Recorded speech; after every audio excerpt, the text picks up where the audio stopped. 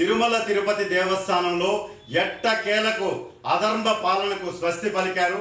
చంద్రబాబు నాయుడు గారు బాధ్యతలు స్వీకరించిన వెంటనే తిరుమల కొండ నుంచే ప్రక్షాళన ప్రారంభిస్తామని చెప్పి 24 గంటలు తిరక్క ముందే ఒక సిన్సియర్ ఐఏఎస్ అధికారిని టీటీడీ ఈఓగా నియమించారంటే శ్యామలరావు గారిని నిజంగా ఇది శ్రీవారి భక్తుల విజయంగా భావిస్తూ మనస్ఫూర్తిగా కృతజ్ఞతలు తెలియజేసుకుంటున్నాము.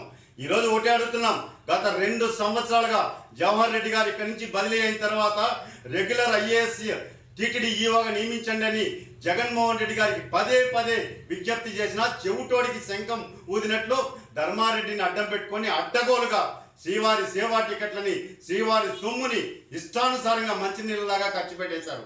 ఎఫ్ఎస్సి పదవి నుంచి ఈ రోజు తొలగించారు.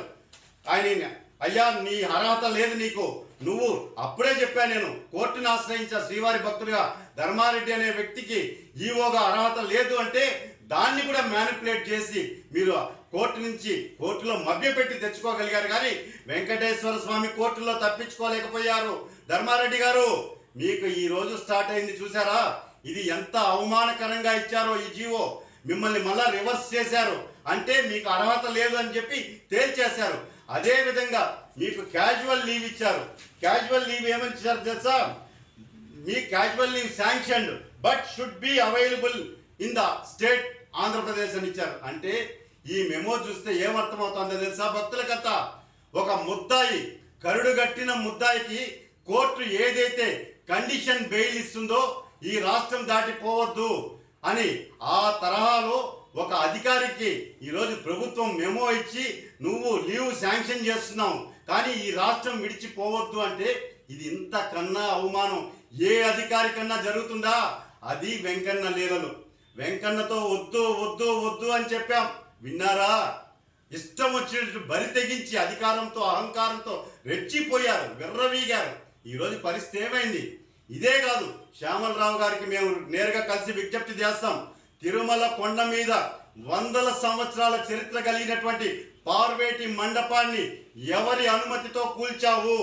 నీకు సహకరించినటువంటి ఇంజనీరింగ్ అధికారులు చీఫ్ ఇంజనీర్ మీద, ఈఓ ధర్మారెడ్డి మీద ఆర్కియాలజీ సర్వే ఆఫ్ ఇండియా ఎందుకు చర్యలు తీసుకోలేదు? స్టేట్ ఆర్కియాలజీ ఆఫ్ ఇండియా ఉందా లేదా? ఈ వివరాలన్నీ కూడా కోట్ చేస్తూ ఏఎస్ఐకి లెటర్ రాస్తున్నాను. ఇష్టానుసారంగా పురాతన కట్టడాలు తొలగించుకుంటా ధ్వంసం చేస్తా పోతా అంటే ఇంకా ఏఎస్ఐ ఎందుకు ఉండాలండి? ఆర్కియాలజీ సర్వే ఆఫ్ ఇండియా అవసరమా ఈ దేశానికి? పురాతన సంపద కాపాడలేని ఆర్కియాలజీ సర్వే ఆఫ్ ఇండియా ఏం చేస్తాంది? కొండపైన పార్వేటి మండపం కట్ట అంటే దాని మీద ఎందుకు అధికారులు వచ్చి దాన్ని పరిశీలించలేదు? అంటే ప్రభుత్వానికి తొత్తులుగా అధికారులకి భయపడి ఏఎస్ఐ అధికారులు కొండకొచ్చి పార్వేటి మండపాన్ని చూడలేదా అని ప్రశ్నిస్తున్నాం. ఈ రోజు తిరుమల కొండ మీద టీటీడీలో జరిగినటువంటి అవినీతి అక్రమాల మీద పూర్తి స్థాయిలో సమగ్రమైనటువంటి దర్యాప్తు ఒక 4 రోజుల్లో ప్రారంభం కాబోతోంది. మిస్టర్ ధర్మారెడ్డి గారు, ఇది అంతం కాదు, ఆరంభం. మీ క్యాజువల్ లీవ్ కండిషన్ బెయిల్ లాగుంది. ఈరోజు మెమో చూస్తే, ప్రొసీడింగ్స్ చూస్తే మిమ్మల్ని రివర్స్ చేశారు. అది ఎఫ్ఎస్సిఓకి నీకు అర్హత లేదు, నువ్వు అనర్హుడవి, నువ్వు వెనక్కి రా అని పిలిపించారు. ఇంకా ఉంది, ఇంకా మూడోది, ఇంకా నెక్స్ట్ నువ్వు ఏదైతే సంతకాలు పెట్టారో శ్రీవాణి ట్రస్ట్ సేవా టికెట్ల మీద, డిపాజిట్ల మీద, కోట్లాది రూపాయల ఇంజనీరింగ్ పనుల మీద అన్నీ కూడా, అదేవిధంగా ఆర్కియాలజీ సర్వే ఆఫ్ ఇండియా పురాతన కట్టడాలు కూల్చడము, కట్టడము, వీటన్నిటి మూడుగా సమగ్రంగా వెంకటేశ్వర స్వామి పని ప్రారంభించాడు. ఇంకా ఆరంభం కాదు, ఇంకా ప్రారంభమైంది. వెయిట్ చేయండి ధర్మారెడ్డి గారు, please wait and see. Dharma Reddy గారు, నేను చెప్తూనే ఉన్నా పదే వద్దు వద్దు వద్దు వెంకటేశ్వర స్వామితో పెట్టుకోవద్దండి అని.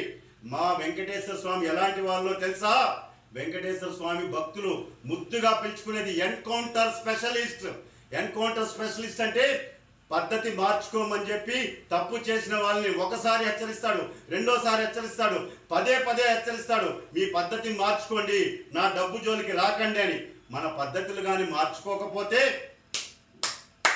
ఎన్కౌంటర్ స్పెషలిస్ట్ ఇంకా అంతే. ఈరోజు చూశారు కదా మెమోలు, జీవోలు ఏ విధంగా ప్రారంభమయ్యాయో. కాసుకోండి, సమయం ఆసన్నమైంది. ఓం నమో వెంకటేశాయ గోవింద. ధర్మో రక్షితి రక్షితః.